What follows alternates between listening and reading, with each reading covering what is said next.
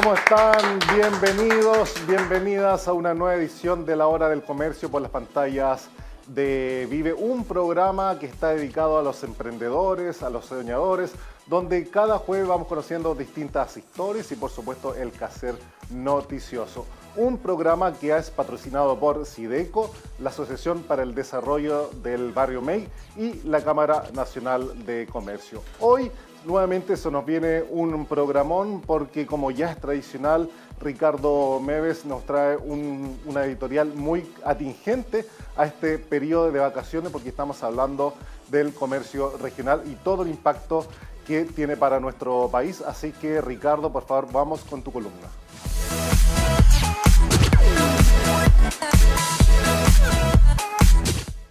Buenas noches y bienvenidos a un nuevo capítulo de La Hora del Comercio. Hoy abordaremos el comercio regional y cuál es la importancia. La verdad es que para nuestro país el comercio regional se ha convertido en un motor clave del desarrollo nacional. ¿Por qué? Porque sabemos que Chile ha ido generando acuerdos comerciales con cerca del 88% del PIB mundial. Y eso complementa las actividades del área metropolitana, porque claramente, como un todo, Chile necesita y está abierto al mundo para realizar sus exportaciones y sus importaciones. Y es por eso que esta conjunción del producto agrícola fundamentalmente en la región de la Araucanía, el Maule, el Ñuble, también la región del Biobío y más al sur los ríos y los lagos, complementándose con la producción minera en el norte del país, le da una fuerza exportadora realmente muy potente a Chile. Y eso es algo que tenemos que ir complementando, valorizando, y es algo que realmente nos ha permitido ser visibles en el mundo. La apertura comercial que ha tenido el país de la mano de los últimos, diría yo, 5 gobiernos, ha sido vital para nuestro desarrollo.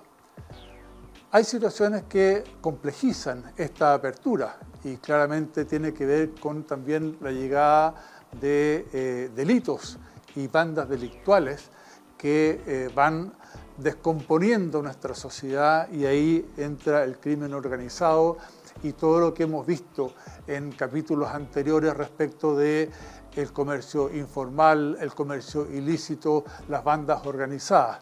Pero si nos centramos en lo positivo, claramente nuestro futuro está en la mirada amplia hacia el comercio internacional que tanto rédito le ha traído a nuestro país, y esperamos que las autoridades y las futuras autoridades abran más espacio para que los pequeños productores, de la mano de las grandes empresas, puedan seguir saliendo al mundo, porque claramente ese es nuestro foco. Desde que tomamos la decisión por allá por los años 80, 90, con políticas decisivas para estos efectos, creo que a Chile le ha ido bien y vamos por un camino certero que nos va a permitir llegar de una vez por todas al desarrollo que el país necesita. Gracias, Ricardo, por los interesantes datos que nos entregaste esta semana. Pero antes de continuar, te quiero preguntar, ¿por qué esperar para tener el auto que sueñas? En Dumay Usados te ofrecemos la oportunidad de comprar de forma inteligente. Tenemos una amplia selección de vehículos con precios que no podrás creer y, lo más importante, totalmente garantizados. Visítanos en nuestras 2 sucursales, Miguel Claro 1099 o en Avenida Vitacura 3554. Además, no lo olvides, recibimos tu auto en parte de pago y gestionamos tu financiamiento en minutos.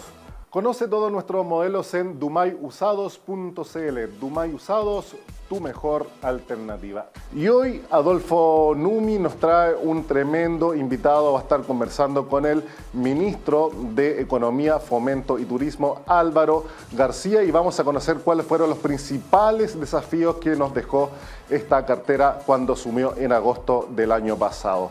Y en la historia que inspira vamos a estar conversando con un joven de 28 años que en tan solo un año armó un imperio. Estamos hablando de Ignacio Orellana, el rey de la michelada. Y por supuesto, lo mejor de las noticias en este resumen informativo aquí en La Hora del Comercio.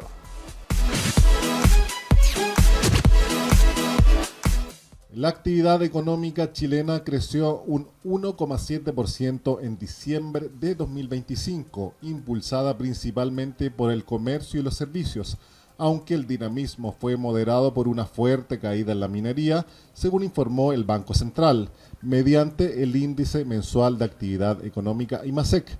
En este contexto, la Cámara Nacional de Comercio y Emprendimiento destacaron el fuerte desempeño del comercio, que elevó sus ventas tanto mayoristas como minoristas, como una señal de recuperación hacia fines de año, aunque advirtió que la contratación del sector minero podría seguir presionando al comercio general. El dólar inició la semana a la baja, con el mercado cambiario chileno retrocediendo hacia los 865 y 866 pesos por unidad, luego de que el índice mensual de actividad económica IMASEC de diciembre sorprendiera con un crecimiento anual del 1,7%, cifra superior a lo esperado y que fortalece el peso frente al billete verde. El movimiento de la divisa también fue influido por una combinación de factores externos, como la caída del precio del cobre y una tendencia más débil del dólar a nivel global, según analistas de mercado. La empresa nacional de minería ENAMI cerró el ejercicio 2025 con utilidades por 38,9 millones de dólares, consolidando resultados positivos por segundo año consecutivo, aunque con una caída superior al 70% respecto de 2024, año marcado por ingresos extraordinarios, según informó la estatal. Pese a la baja, la compañía destacó un resultado operacional histórico y un indicador financiero EBITDA por sobre los 100 millones de dólares, reflejando una mejora en su gestión productiva y financiera. En medio de una profunda crisis financiera, la histórica empresa Chilolac anunció el cierre definitivo de su planta en Ancud, región de los lagos, poniendo término así a 56 años de actividad en la industria láctea nacional. La decisión deja alrededor de 130 trabajadores sin empleo y afecta a decenas de productores locales, marcando un duro golpe para la economía de Chiloé y evidenciando las dificultades que enfrenta el sector agroindustrial regional. La Dirección del Trabajo reforzó los criterios para el uso de la inteligencia artificial en el ámbito laboral, advirtiendo que estas herramientas no pueden vulnerar derechos fundamentales de los trabajadores, como la privacidad, la no discriminación y la transparencia en la toma de decisiones, según un pronunciamiento difundido por el organismo. La entidad precisó que cualquier sistema automatizado utilizado en procesos de selección, evaluación o control debe ajustarse estrictamente a la normativa laboral vigente y al marco de protección de datos personales. El pago diferido de impuesto a la renta se consolida como una herramienta clave para contribuyentes con dificultades de liquidez, permitiendo cumplir con la obligación tributaria sin exponerse a multas ni intereses, según informó el Servicio de Impuestos Internos. La modalidad disponible durante la operación renta autoriza postergar el desembolso total del impuesto bajo condiciones específicas, entregando un alivio financiero temporal a personas y empresas que declaran dentro del plazo pero no cuentan con recursos inmediatos para el pago. En Tumay Usados, cada auto es seleccionado y certificado antes de ponerse en venta. Cada vehículo pasa por una inspección técnica completa. Todos nuestros autos usados cuentan con garantía, para que compres con tranquilidad. Contamos con un amplio stock de autos usados para distintas necesidades. Además, accede a financiamiento rápido, simple y sin complicaciones. Duma y Usados, respaldo y confianza para tu próxima compra. Hay lugares que se convierten en parte de tu día a día y otros en el punto de encuentro de toda una comunidad. En Santa María Oriente encuentras de todo: supermercados, cine, comida, tiendas y panoramas para disfrutar en familia. Un espacio que sigue creciendo, con nuevas marcas, eventos cada fin de semana y siempre algo nuevo por descubrir. Más que un centro comercial, un lugar para encontrarnos. Te esperamos en Vicuña Maquena, 01372, al lado del nuevo Hospital San José de Melipilla. Ya estamos de vuelta en la hora del comercio. Recuerda, todos los jueves a las 23 horas por las pantallas de Vive. Y recuerda también seguirnos en todas nuestras redes sociales. Pero antes de continuar, te dejo este consejo. En Santa María Oriente siempre hay algo para ti. Un café, una película, una tarde con los niños, una comida rápida, una compra pendiente o simplemente un buen panorama. Somos un centro comercial que crece contigo, con nuevas tiendas, eventos, ferias y espacio para disfrutar en familia. Santa María Oriente, más que un centro comercial, un punto de encuentro para la comunidad. Y recuerda, Santa María Oriente, el lugar donde siempre pasa algo. Y como se lo adelantábamos, hoy una historia realmente inspiradora aquí en la hora del comercio, porque nuestro equipo va a estar conversando y conociendo una historia realmente conmovedora. Es la de Ignacio Orellana, un joven de 28 años, más conocido además como el rey de la michelada. ¿Cómo lo hizo? Lo conocemos a través de la siguiente historia.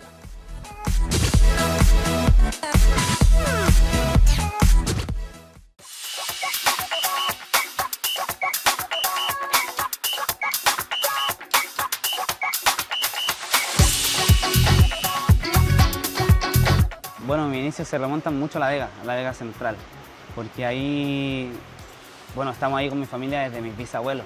Entonces soy como la cuarta generación que sale de La Vega. Bueno, toda la vida, familia vellina, el trabajar con el hijo es ley.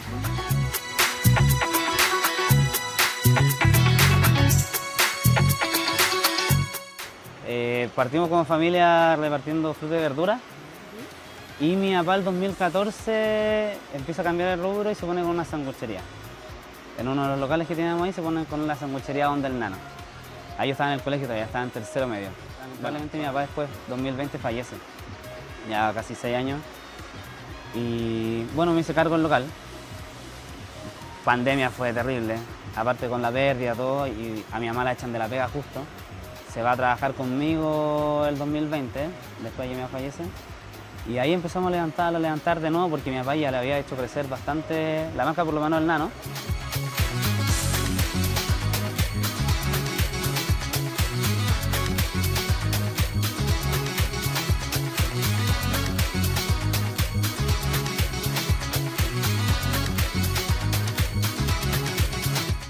Gracias al Nano nace porque el 2024 yo abro mi segunda sucursal del Nano, acá en Bellavista. En Boulevard de Bellavista, Pío Nono 26. Y ahí conozco a mi socio. Un empresario que ya también lleva muchos más años en el rubro, pero más trabajador que la chucha. Para mí ha sido una escuela muy buena y aparte un muy buen socio. Y ahí me presenta el proyecto. Él tenía la idea de las micheladas hace tiempo. Y ahí me lo tira, bueno, literal, 6 meses después de conocernos. Y me dice, ¿sabéis qué? Te quiero presentar un negocio, qué sé yo, tengo esta idea. Y ahí fue como, ¿sabéis qué? Démosle. Abrimos aquí Pío Nono 105, ya está acá en la esquina.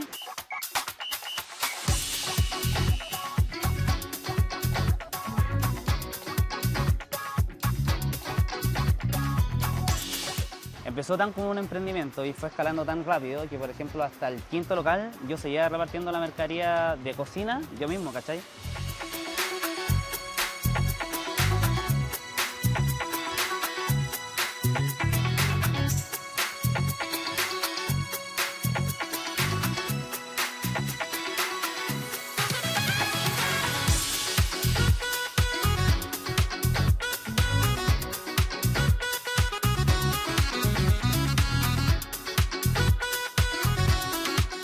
Esto empezó como una picada. No teníamos patente de alcohol, teníamos pura patente de cervecería. De hecho, era rey de las mechelias, cervecería esta sanguchería. Empezamos también con sanguchitos, con chacareros, qué sé yo, después los fuimos sacando de la carta, fuimos cambiando la carta, pero esto empezó como una picada y para innovar, que no fueran solamente cerveza, que no fuera solamente un bar cervecero, tiramos las micheladas, la variedad. Nosotros de verdad estamos comprometidos con los precios y con no afectar el bolsillo de la gente. Claramente una empresa, queremos ganar plata y todo, pero sin afectarle a la gente, sin cagarle el bolsillo. Ha sido un proceso de profesionalizarnos constante. Ahora ya tenemos camiones de reparto, buenos convenios con los proveedores que nos reparten punto a punto, pero al principio fue... Bueno, teníamos 5 locales y seguíamos, 5 o 6 tantos, y seguíamos manejándolo como un emprendimiento, ¿cachai? De ahí también nace como todo este concepto de tratar de dar algo bueno pero a buen precio, porque ya en La Vega tú, ¿cachai? Que son los almuerzos, lo que sea que comáis es bueno y a buen precio, si al final es precio trabajador. El precio de uno que está en La Vega trabajando no se podía permitir, ¿cachai? En La Vega tú no tienes ahí tu almuerzo, comí en La Vega. Entonces no te podéis permitir todos los días comprarte algo caro para almorzar.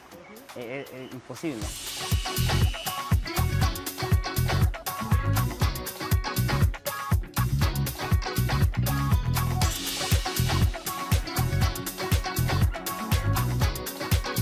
Nosotros te vendemos, por ejemplo, nosotros no te vendemos la michelada. Tú cachai que en todos los restaurantes te ponen, no sé, pues tú compras el chop, que ya aparte de las 5 lucas, aparte por una michelada tenés que agregarle 2.000, 2.500, 3.000.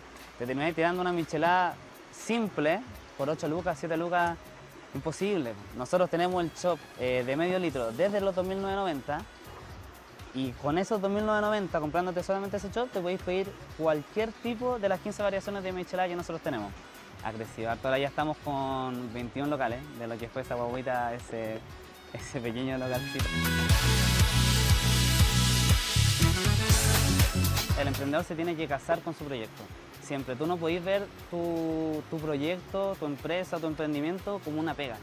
Tienes que verla como tu proyecto de vida, porque al final es algo que tienes que estar 24/7. Es un matrimonio con tu proyecto, es un matrimonio de estar ahí, estar cuidando a la guagua, de estar viendo detalles siempre. Todo se fue dando, pero decirle que siga el mismo camino, que nunca se rinda, que trabaje, que siga trabajando igual como lo hizo desde pendejo con su papá, así que ahora estamos bien, que mi mamá también está bien. Mi mamá cuando falleció mi papá y se fue a trabajar conmigo, fue un apoyo del origen. Mi mamá se sacó la cresta conmigo trabajando y ya, que era mi primera meta, que era mi mayor meta, ya después de que se fue mi papá, ahora la puedo tener sin trabajar, descansando. Ya se pudo retirar, ¿cachai? Que era como mi mayor sueño, el poder retirar a mi mamá y que estuviera tranquila después de todo lo que me ayudó y después de todo lo que trabajó conmigo.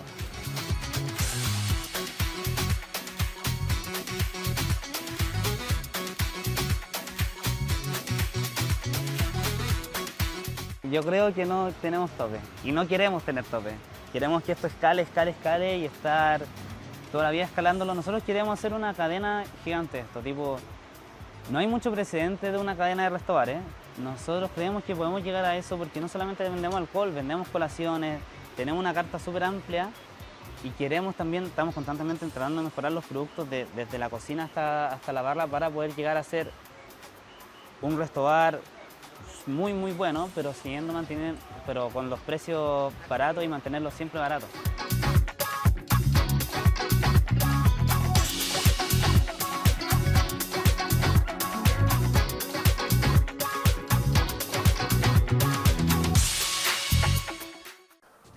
Una historia realmente refrescante, ¿verdad? Una historia de este joven de 28 años que comenzó junto a su padre en La Vega y conoció desde muy pequeño el sacrificio. Pero antes te quiero comentar algo. Tu próximo viaje comienza en Dumay Usados. En Dumay Usados te ofrecemos la oportunidad de comprar de forma inteligente. Tenemos una amplia selección de vehículos con precios que no podrás creer y lo más importante, totalmente garantizados. Visítanos en nuestras 2 sucursales, Miguel Claro 1099 o en Avenida Vitacura 3554. Además, no lo olvides, recibimos tu auto en parte de pago y gestionamos tu financiamiento en minutos. Y recuerda, si estás buscando tu auto, descúbrelo hoy en dumayusados.cl. Dumay Usados, tu mejor alternativa. En tu May Usados, cada auto es seleccionado y certificado antes de ponerse en venta. Cada vehículo pasa por una inspección técnica completa. Todos nuestros autos usados cuentan con garantía, para que compres con tranquilidad. Contamos con un amplio stock de autos usados para distintas necesidades. Además, accede a financiamiento rápido, simple y sin complicaciones. Dumay Usados, respaldo y confianza para tu próxima compra.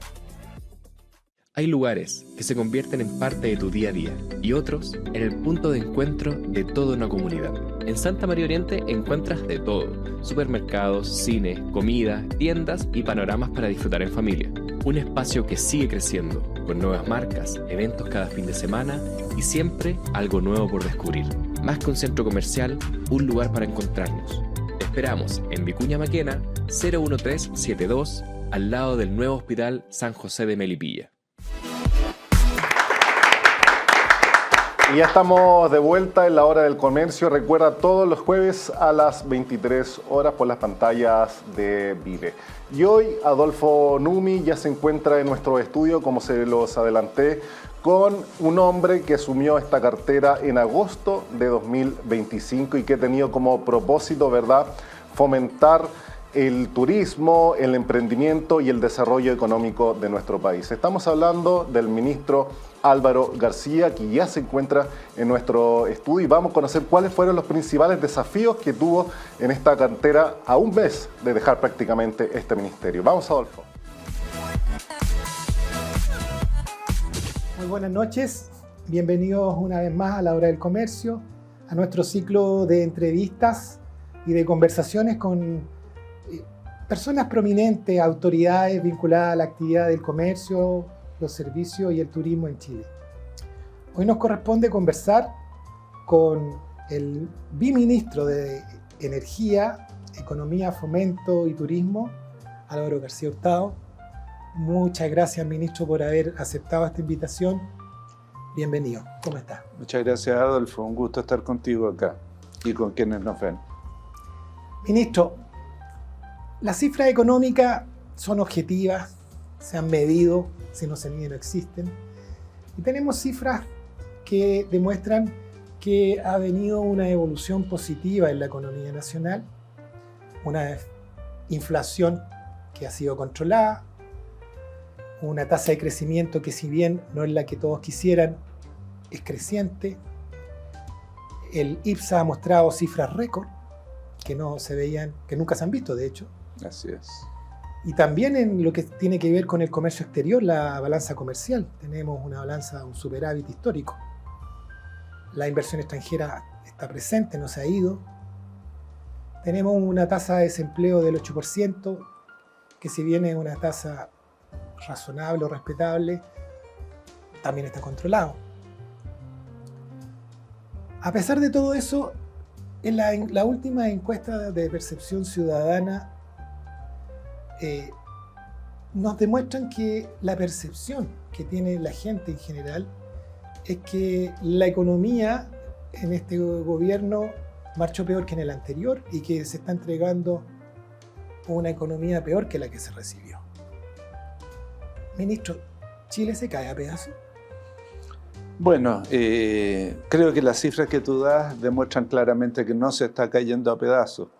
Ese fue un slogan de campaña muy usado y que hace sintonía con la ciudadanía, como tú bien señalas, porque hay descontento en la ciudadanía. Una tasa de desempleo del 8% es una tasa alta.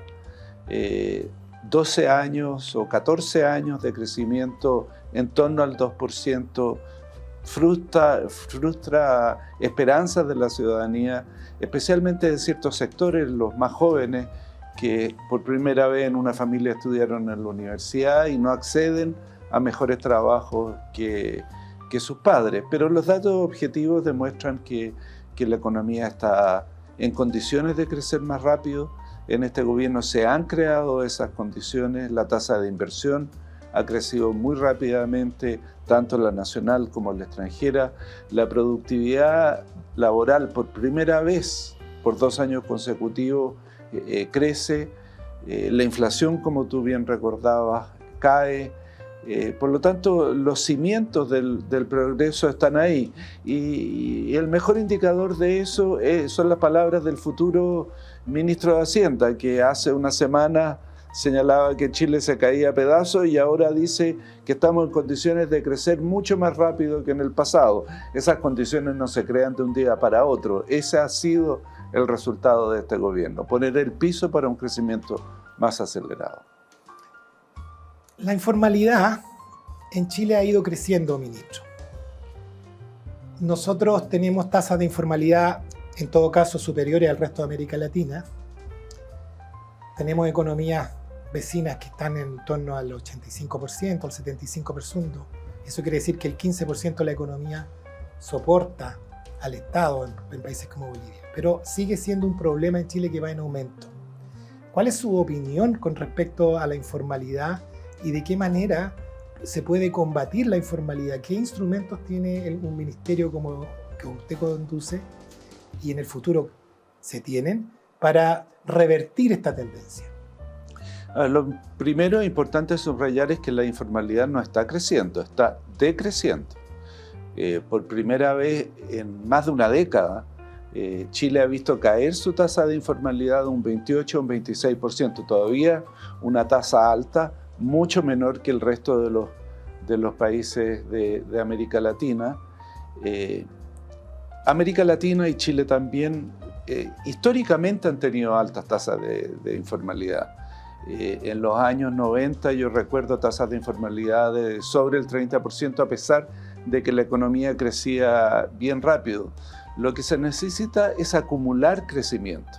Las personas no es que quieran ser informales, es que no tienen otra alternativa laboral, las más de las veces. Hoy día la informalidad se mezcla con el crimen organizado, que es un fenómeno distinto y más nuevo, pero la tradicional informalidad que tuvimos en Chile, que hay en toda América Latina, es producto de falta de puestos de trabajo de calidad. Si uno mira a Europa, por ejemplo, que prácticamente no existía la informalidad, pero en la medida que se fue haciendo más lento el crecimiento, empezó a desarrollarse la informalidad y ya nos están pillando en los niveles de informalidad en esa economía. El único remedio es crecer más rápido para crear buenos puestos de trabajo. Acaba de mencionar al crimen organizado vinculado a la informalidad, y el crimen organizado es un flagelo que representa, si las cifras que yo manejo no están erradas, el 3,6% del PIB global, es decir, cifras gigantescas. Y a su vez, esta misma actividad representa 3,4% en LATAM, en la América Latina, un daño a la economía. Es realmente un flagelo el crimen organizado. Y es que es una figura nueva que tenemos nosotros. Particularmente tenemos actividades que son muy significativas. Me refiero al contrabando de cigarros, que implica un daño fiscal muy grande, porque la mayor parte del valor que uno paga al comprar un cigarro es impuesto. Y nosotros tenemos un efecto que se ha producido por el aumento de los impuestos, que ha fomentado el contrabando, porque ahora más de la mitad de los cigarros que se consumen son contrabandeados. Entonces aquí se plantea como una paradoja. Lo que nosotros buscábamos con la baja de los impuestos era bajar el consumo, y en este momento tenemos que el consumo ha aumentado con un cigarro que no tiene controles, que incluso es falsificado, y se produce por tanto esta dicotomía, este problema, que el aumento de los impuestos generó el aumento del contrabando. ¿Existe como la visión de revisar este tipo de políticas si son efectivas? ¿Está de acuerdo usted que este tipo de decisiones de aumentar los impuestos pueden producir el contrabando? ¿Y qué manera cree usted que debería abordarse el contrabando a través de herramientas económicas? Bueno, hay una manera muy evidente. Por algo se llama crimen organizado, subrayo organizado, porque el contrabando de cigarros, que es mayúsculo como tú bien señalas, no lo produce el señor que vende en la calle paquete o cigarros sueltos, sino que hay una organización empresarial detrás de eso, que abastece a toda esta gente. Y lo mismo ocurre con buena parte del sector informal. Por lo tanto, al que hay que buscar es a ese organizado. ¿Y cómo se le busca de la manera más eficiente posible? Persiguiendo el dinero. porque él recibe mucho dinero de manera ilegal y por lo tanto tiene dificultades para usarlo legalmente. Y lo blanquea a través de distintos mecanismos. Este gobierno durante los 4 años de su mandato ha buscado legislar para perseguir ese dinero. Desafortunadamente la oposición se ha opuesto de manera bastante incomprensible, porque esta es una herramienta que se usa en prácticamente todos los países del mundo. Chile es de los escasos países en que esto no se puede hacer. Sin lugar a duda, ese es el mejor instrumento. Me gustaría que pudiera explicar bien este instrumento para la gente que lo entienda, porque en realidad a veces se explica mal justamente para oponerse. Aquí lo que se pide no es que todas las cuentas corrientes de las personas estén abiertas de manera discrecional a la autoridad, sino que se puedan intervenir, pero que no exista el secreto. Eso es lo que planteaba el gobierno y que ha sido, por tanto, tan discutido. Así es, se trata de cuando se identifica una potencial acción criminal, como el contrabando masivo, se pueda investigar las cuentas bancarias de esa persona o empresa. No se hace de manera discrecional. La propuesta del gobierno requería del permiso de un consejo que se establecía para estos efectos. En la actualidad esto se puede hacer en Chile después de un largo trámite judicial. Y porque es largo, normalmente evita lograr lo que se persigue, que es encontrar el depósito del dinero ilegalmente captado. ¿Cree que sea posible que en el futuro logremos un acuerdo en torno a esto? Yo tengo no solo la esperanza, sino la convicción de que esto es indispensable de hacer. Y a cualquier persona que se meta a estudiar el tema se va a dar cuenta que esta es una solución indispensable. Desafortunadamente en Chile por un tiempo ya hemos comprendido la oposición a los gobiernos como negarles la sal y el agua. Y eso al final del día perjudica a Chile, y este es un clarísimo ejemplo. Yo no he visto explicaciones racionales de por qué no se legisla en esta materia, pero sí he escuchado en esta y en muchas otras materias. Yo no le voy a dar esta victoria al gobierno y por lo tanto voto en contra. Eso es lo que tiene que cambiar en la política chilena para que el país progrese, que se ponga el interés nacional por delante, y en esta materia es indudable que perseguir el crimen organizado por la vía de perseguir la ruta del dinero es indispensable en Chile hoy. Ministro, usted tiene una larga trayectoria política. Ya fue ministro de Economía durante el gobierno de don Ricardo Lagos. En esa época yo recuerdo que el presidente Lagos señalaba que para el 2025 íbamos a ser un país desarrollado, con las tasas de crecimiento que teníamos en ese momento. No logramos ser un país desarrollado, si bien es cierto estamos en muy buena posición económica, no hemos logrado ser esto. ¿Qué fue lo que pasó? ¿Por qué no alcanzamos el desarrollo soñado? A ver, primero una pequeña corrección. Fui ministro de Economía del presidente Frey. Pero tiene toda la razón. Y de la presidencia del presidente Lagos, que efectivamente dijo lo que tú señalas. ¿Y por qué no lo logramos? Porque en esa época estábamos creciendo en promedio en torno al 5,5% y pasamos a crecer al 2%. Bueno, por supuesto, si crecemos a menos de la mitad, nos vamos a demorar más en lograr la meta. Yo creo que hubieron muchos factores que incidieron en por qué empezamos a crecer menos. Uno, de teoría económica básica. Mientras más ricos sean los países, más les cuesta crecer. Y si tú miras los países desarrollados, cuando crecen al 2 o 3%, se manifiestan felices. Cuando los países no desarrollados como el nuestro crecemos al 2 o 3%, no estamos igual de contentos. Segundo, porque fundamos nuestro crecimiento en nuestras riquezas naturales, lo que es natural de hacer, porque tenemos minería, porque tenemos mar, porque tenemos agricultura. Crecer aprovechando esas riquezas naturales es indispensable, pero para crecer de manera sostenida tenemos que agregarle valor a esa riqueza natural. Y hemos sido muy poco capaces de hacer eso, especialmente en los sectores más relevantes de nuestra economía, como es la minería. Países con menos minería que nosotros, como Australia, pero más desarrollado y que crecen más rápido, tienen un sector de proveedores de la minería muy grande, mucho más grande que el nuestro. Otros países como Suecia, por ejemplo, que fue el país minero de Europa, pero que a esta altura casi no tiene minería, tiene una industria que provee a la minería 3 veces más grande que la minería. Eso es lo que nosotros hemos sido incapaces de desarrollar. Y lo tercero que subrayaría es lo que mencionaba antes, esta incapacidad de construir acuerdos. Durante los gobiernos de la concertación teníamos profundas diferencias con la oposición. Por un tiempo teníamos al exdictador en el Congreso. Pero así todo éramos capaces de construir acuerdos que permitieran que el país progrese. Esta modalidad de entender la oposición como una barrera para que el gobierno haga lo que quiere es lo que ha impedido que crezcamos, y tenemos 1000 ejemplos a la vista.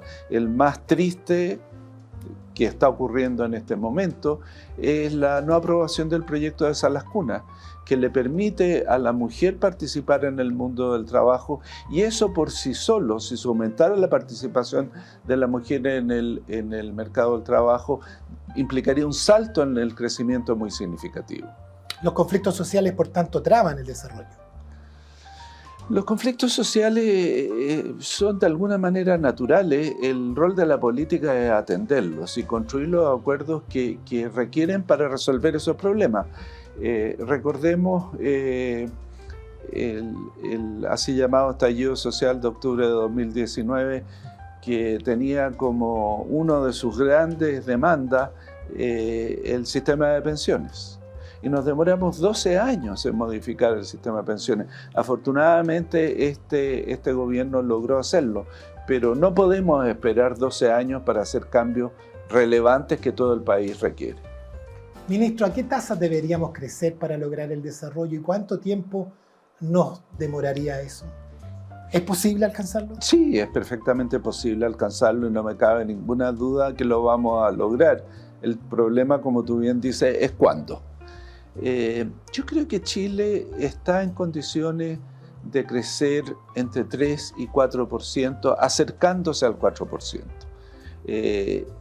Por lo que señalaba antes, los tiempos en que nuestro país podía crecer al 6, al 7, al 8%, ya los dejamos atrás, como lo han hecho muchos de los países que recorrieron este camino.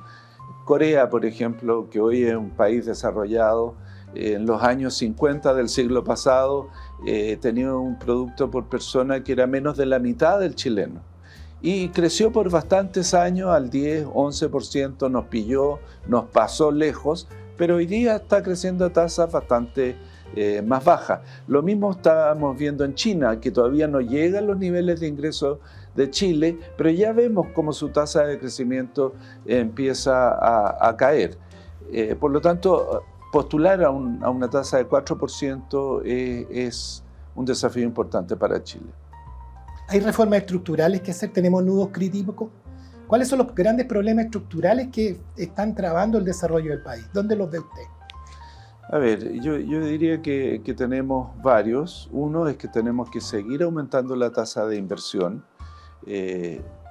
Las cifras de este año, o sea, del 25, son muy positivas en ese sentido. Tuve un incremento de la tasa de inversión muy grande, pero todavía tenemos que seguir creciendo y tenemos que enfatizar particularmente la inversión en innovación. Si hay una distinción grande que tenemos entre Chile y los países desarrollados, es lo poco que invertimos en innovación. 0.6 del producto comparado con 2,4 de los países desarrollados. O sea, un sexto de lo que lo hacen los países desarrollados. Y para tener más inversión en innovación requerimos instituciones que estén dispuestas a financiar este tipo de actividad, que al contrario de las otras tiene muchos fracasos y también grandes éxitos. Por lo tanto, en el promedio es muy rentable para el país, pero cada operación en particular importa riesgo y por lo tanto la banca no le presta atención a este desafío que es crucial para Chile. Es crucial sobre todo para agregar valor a nuestros recursos naturales, porque la innovación es lo que permite agregar valor. Lo segundo es que requerimos una revolución, diría yo, en nuestro sistema de capacitación laboral. La tecnología está cambiando a un ritmo extraordinariamente acelerado y todavía una proporción excesivamente grande de chilenos no tienen la comprensión básica de lectura. No poder entender lo que se lee es un impedimento para producir bien gigantesco. Entonces, fortalecer nuestro capital humano e incrementar la inversión son las dos grandes tareas que a mi juicio tenemos que desarrollar, y con esto no estoy diciendo nada nuevo. El curso de Economía 1 en toda universidad del mundo nos señala que el crecimiento depende de la productividad y la productividad depende de la calificación del recurso humano y la disposición de capital.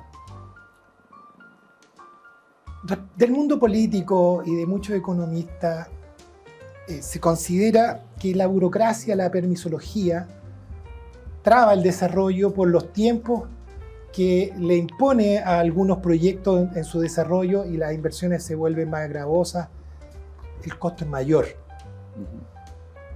Su experiencia como ministro, y especialmente su conocimiento del área energética, el hidrógeno verde, ¿los proyectos han ido a la velocidad que esperaban los inversionistas?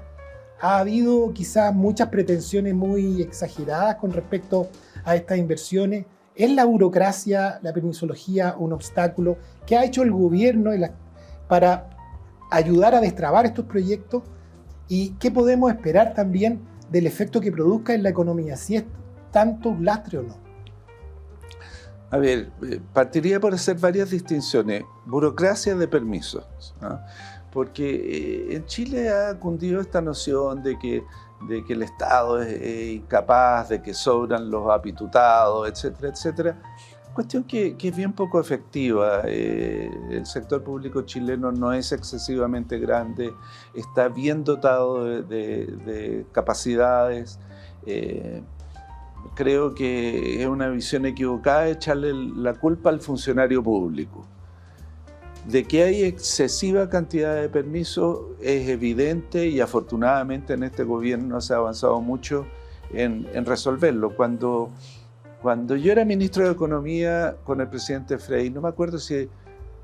No, fue a fines del gobierno del presidente Elwin, que se creó la primera ley marco del medio ambiente.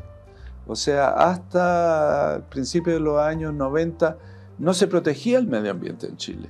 Indudablemente proteger el medio ambiente fue un salto positivo para el desarrollo. Pero de ahí en adelante se fueron haciendo leyes tras leyes tras leyes sin tener una visión de conjunto y cómo las leyes adicionales afectaban al conjunto de cosas. Lo mismo ocurrió con el agua, lo mismo ocurrió con los monumentos nacionales, que se fue haciendo cada vez más compleja su aprobación, producto de que se seguía legislando buscando proteger algo que era necesario de proteger, pero no se analizaba el sistema que se estaba creando. Hay que decir que esto no es un caso chileno, esto ocurre en todos los países del mundo y por exactamente la misma razón. Y por eso hay muchos países que decidieron hacer un paralelo y decir, miremos el sistema en su conjunto y racionalicémoslo. Eso es lo que se hizo en este gobierno, se miró el sistema en su conjunto y se hicieron cambios muy radicales que van a hacer mucho más rápida la aprobación de proyectos. Y algunos cambios muy simples. Uno que ya está en ejercicio es que en Chile para obtener un permiso se requerían, digamos, 20 permisos. Pero había que conseguir un permiso después del otro. Y después venía el siguiente, y después el siguiente hasta que llegábamos al número 20. Hoy día la nueva ley dice, no, usted puede empezar con los 20 de manera paralela. Y por supuesto se va a demorar mucho tiempo en hacer los mismos trámites, por el solo hecho de poder hacerlo en paralelo. Y así como ese ejemplo, hay muchos en la ley de permisos sectoriales. Otro cambio muy significativo es para los pequeños proyectos no van a tener que conseguir el permiso, sino van a hacer una declaración jurada de que cumplen con lo que el permiso señala, y por supuesto los van a fiscalizar para saber que cumpla. Pero nuevamente eso es evitarse todo el trámite y solo hacer una declaración de que va a cumplir. Quiero entrar a la modernización del Estado. Las nuevas tecnologías de la información y las comunicaciones permiten quizá modernizar el Estado utilizando una herramienta que no existía hace 5 años, que es la inteligencia artificial. Me gustaría conocer su opinión de si es posible la digitalización del Estado y si esto ayudaría en el desarrollo económico en la medida en que haría más flexible, más rápido, más inteligente la operatoria. Indudablemente, y este gobierno, al igual que anteriores, porque hay que reconocerlo, ha buscado avanzar en ese sentido. Y hay 1000 terrenos donde esto es posible. Pero demos un ejemplo con algo que le importa mucho a las personas, que es la salud.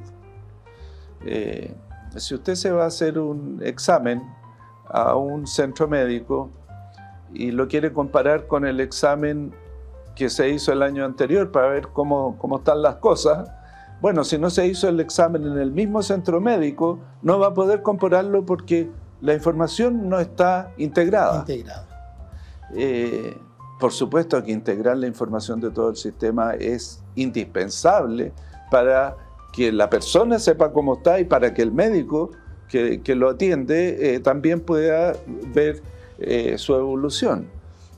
No es algo complejo de hacer, pero no está hecho. La salud a distancia por vías digitales es algo que se ha empezado a hacer, pero se hace mínimamente comparado con el potencial que tiene, y requiere la integración de la información, porque no puede haber una buena atención de salud a distancia si el médico no tiene, o la médico no tiene toda la información disponible. Otro ejemplo evidente: cada gran proyecto de inversión tiene que ser una línea base del territorio donde opera. Y llega un proyecto grande de inversión y se pone al lado, tiene que ser la misma línea base sobre el mismo territorio. Y el tercer proyecto vuelve a hacer lo mismo. Estas líneas bases se demoran por lo menos 1 año y medio en construirse y importan una enorme cantidad de recursos. ¿Por qué no integrar la información de uno para que le sirva al otro? Tener una línea base pública con la integración de todos es evidente y ahorra muchos recursos. Y termino con el hidrógeno verde, porque eso es precisamente lo que este gobierno hizo: construir líneas base públicas que le permitieran a todos los proyectos de inversión avanzar más rápido, y han ido avanzando más rápido. Estos macroproyectos de inversión que se suponían iban a tomar 10, 12 años en aprobarse ambientalmente, lo están haciendo en este momento. ¿Vamos a ser capaces de ser potencia exportadora de hidrógeno verde o solamente el consumo local? ¿Qué es lo que usted visualiza? A ver, recién terminamos la Estrategia Nacional de Hidrógeno Verde para los próximos años, una política de Estado que la construimos con un grupo transversal de personas, que contamos con el apoyo del Banco Interamericano de Desarrollo, de la Agencia Internacional de Energía, que nos dieron los diagnósticos mundiales sobre lo que ha ocurrido, y la conclusión es que el mundo va a demandar igual cantidad de hidrógeno verde que la que suponíamos 1 año atrás cuando vino el boom del hidrógeno verde, pero lo va a hacer más tarde en el tiempo. Y lo va a hacer más tarde en el tiempo porque se ha incrementado mucho el consumo de petróleo, en parte porque hay algunos personeros muy relevantes en el mundo que no creen que haya cambio climático. Se están muriendo de frío ellos y nosotros de calor, pero aún no creen que hay cambio climático. Y por lo tanto suspendieron todos los programas que incentivaban la producción de energías limpias e están impulsando el consumo de petróleo. Eso ha atrasado el proceso, pero sin lugar a dudas va a llegar, sin lugar a dudas Chile va a ser una potencia mundial, pero no estamos pensando que vamos a ser así los campeones.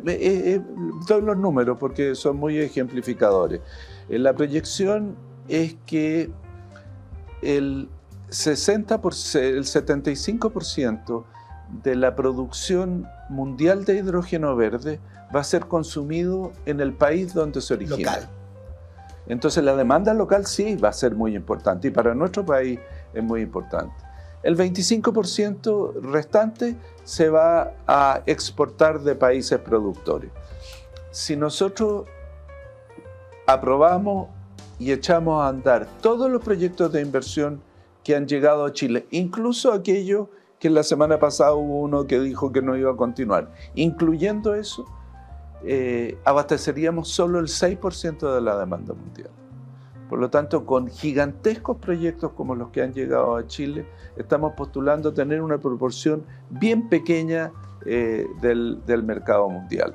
Sin embargo, si logramos eso, nuestras exportaciones anuales crecerían en 130.000 millones de dólares, o sea, una cifra gigantesca.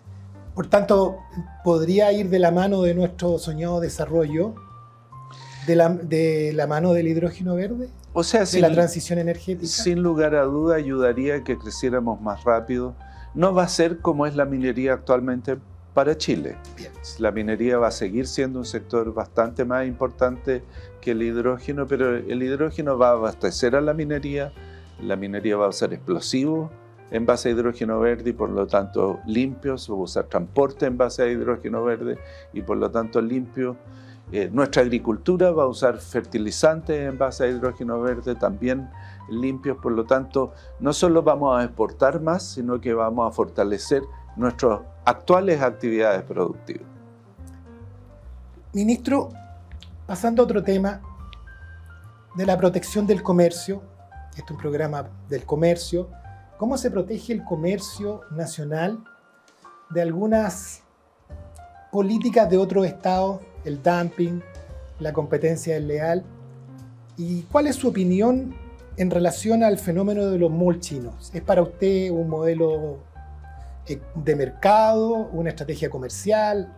¿Hay algún tipo de distorsión? ¿Cuál es su opinión personal como académico, como un hombre de la economía sobre esto y cómo se protege al comercio nacional y sobre todo a los pequeños y medianos empresarios? A ver, parto diciendo que conozco poco los malls chinos.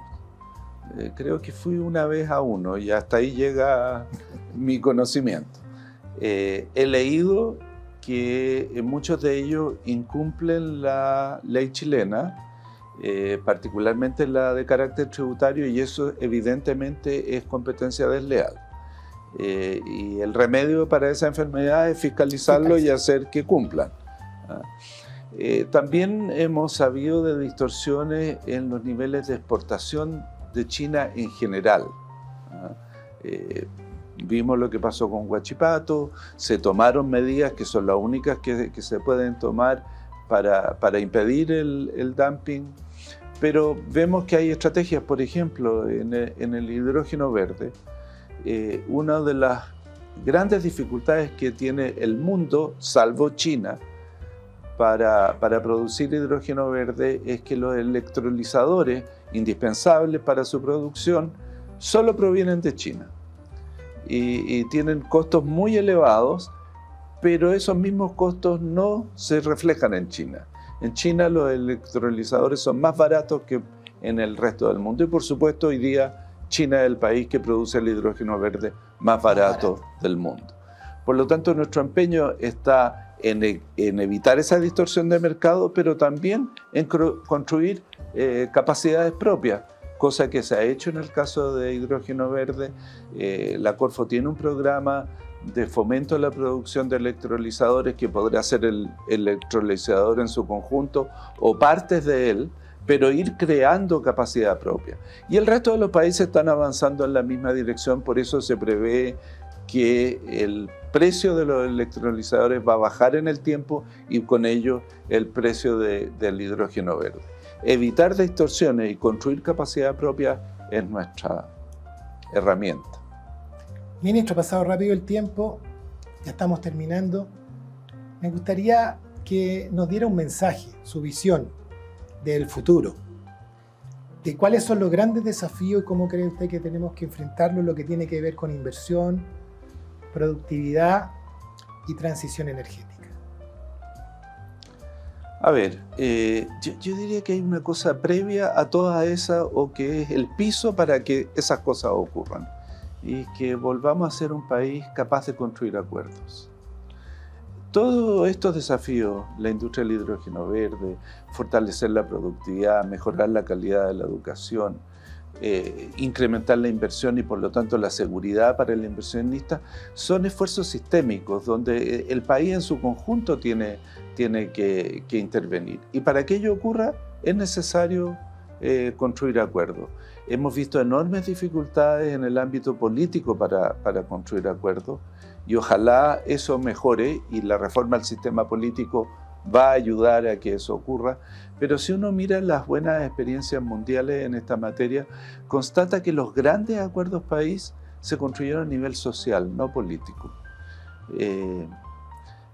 Los centros de productividad en la mayoría de los países donde existen son centros donde converge el sector público, el sector privado me refiero a empleadores y trabajadores, normalmente el mundo académico también, para visualizar cómo mejorar la productividad. Toda la posguerra europea se construyó a partir de consejos económicos y sociales que invitaban a los mismos actores a pensar el país y a identificar las acciones que en conjunto había que emprender para lograrlo, y lo lograron.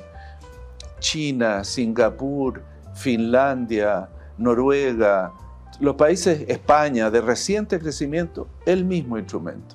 No inventemos la rueda, creemos un instrumento de diálogo social donde se construyen los acuerdos que el país necesita, se supervise su cumplimiento, se hagan las correcciones que sean necesarias y se induzca al sistema político a apoyar esos acuerdos. Ministro, le agradezco profundamente habernos acompañado. Creemos que ha sido una muy buena entrevista. Muchas gracias. Muchas gracias a ti. Bueno, y gracias a ustedes por seguirnos, y los dejamos invitados para la próxima semana a esta misma hora. Muy buenas noches. Muchas gracias, Adolfo, por esta tremenda entrevista donde pudimos conocer en detalle cuáles fueron los desafíos de esta cartera tan importante para el país. Pero antes de continuar, te quiero dejar este siguiente consejo. En Santa María Oriente siempre hay algo para ti. Un café, una película, una tarde con los niños, una comida rápida, una compra pendiente o simplemente un buen panorama. Somos un centro comercial que crece contigo, con nuevas tiendas, eventos, ferias y espacio para disfrutar en familia. Santa María Oriente, más que un centro comercial, un punto de encuentro para la comunidad. Agradecemos entonces a todos nuestros auspiciadores, patrocinadores, por hacer posible este programa aquí en la Hora del Comercio. Vamos a estar conociendo distintas historias ya en el próximo jueves a las 23 horas. Agradecemos nuevamente la sintonía y nos vemos hasta una próxima ocasión.